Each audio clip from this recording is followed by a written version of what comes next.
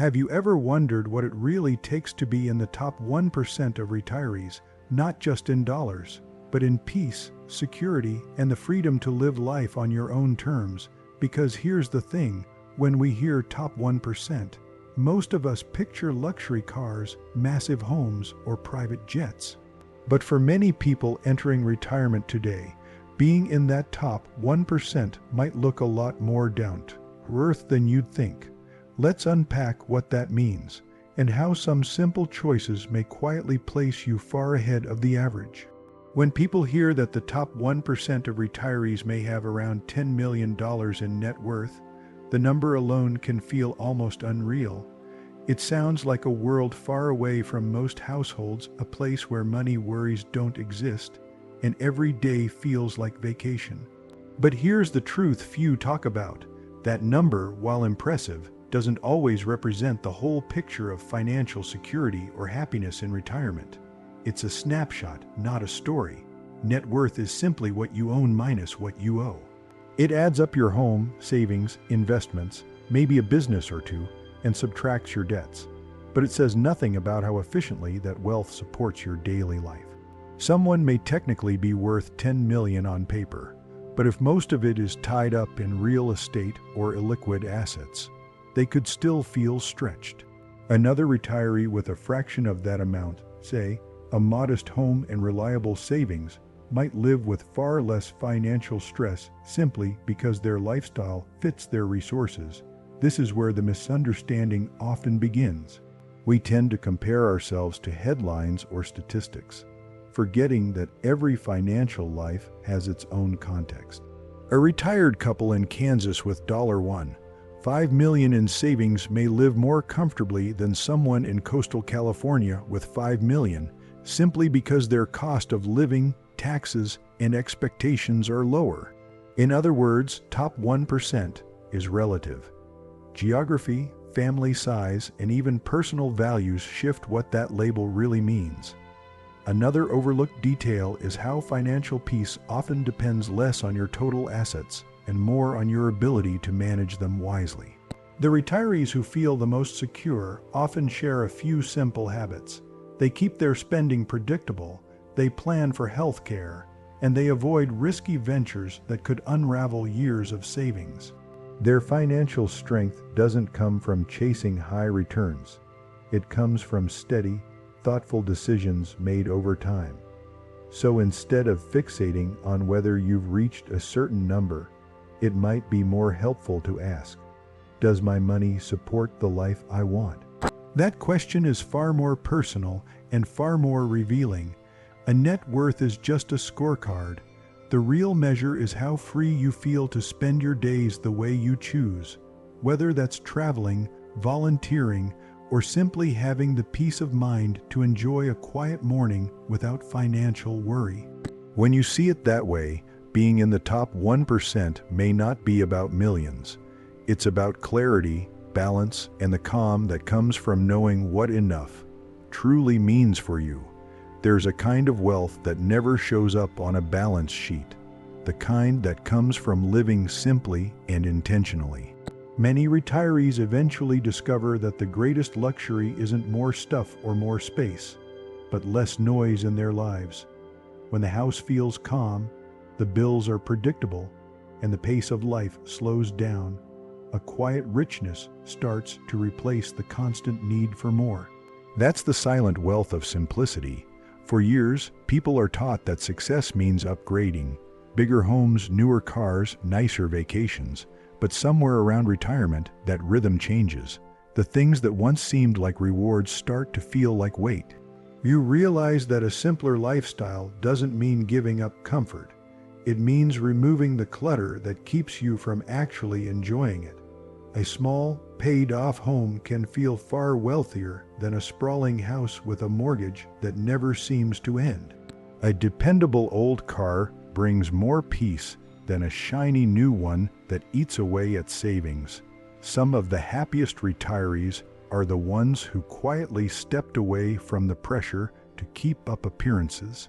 They focus instead on routines that make life easier: home, cooked meals instead of expensive dining, local travel instead of long, stressful flights, and a slower, steadier rhythm that leaves room for reflection.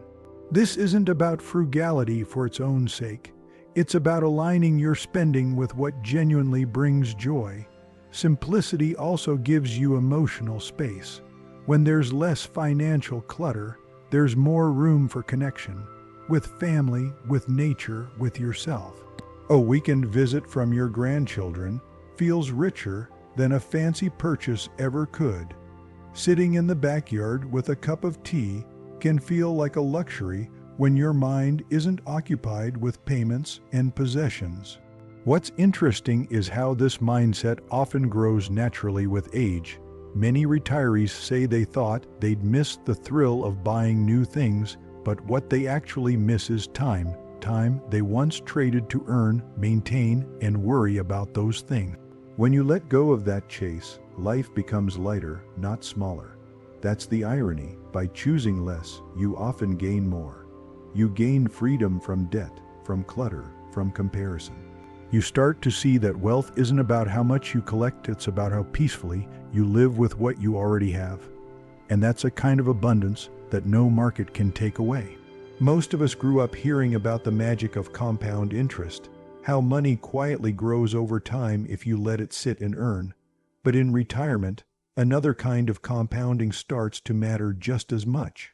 It's not financial, but emotional. It's the steady peace that builds when you stop reacting to every market swing, news headline, or unexpected expense. That's what can be called compound calm, and it might be one of the most valuable assets you can have later in life. This kind of calm doesn't appear overnight.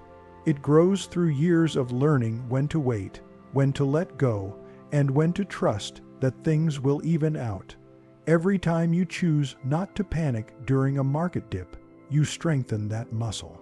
Every time you focus on your long-term plan instead of short-term fear, your sense of stability multiplies. Over time, that quiet confidence compounds, just like money in an interest-bearing account. Retirees who practice this mindset often describe a freedom they didn't expect. Instead of checking their portfolio every morning, they check the weather and decide whether it's a good day for a walk or a call with a friend. They understand that ups and downs are part of the process. A temporary loss doesn't define their future any more than a temporary gain guarantees it. This calm perspective doesn't make them passive, it makes them wiser. It also affects their relationships. When you're not constantly anxious about finances, conversations at home shift. There's less tension about money, more laughter, and more space to focus on what really matters.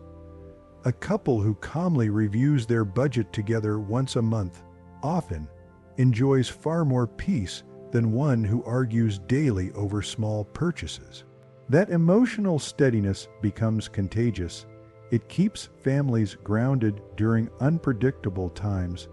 Compound calm also changes how you see opportunity. Instead of rushing into trends or risky investments, you start to value stability. You realize that patience, though not as exciting, often produces better results. It's a quiet strength that says, I don't need to chase, I just need to stay steady. The longer you hold onto that mindset, the more powerful it becomes. Every peaceful decision builds on the last one until you're living with a kind of emotional wealth that money alone can't create. That's the true benefit of compound calm. It doesn't just grow your portfolio, it grows your peace of mind, and that's what makes retirement feel truly rich. When people think about assets in retirement, they usually picture savings accounts, investments, or property. But one of the most overlooked and deeply valuable assets isn't financial at all, it's family. The relationships you've built over a lifetime can shape your retirement experience more than any stock or pension ever could. Strong family ties don't just offer emotional comfort. They can also bring practical, everyday support that quietly improves both your finances and your well-being.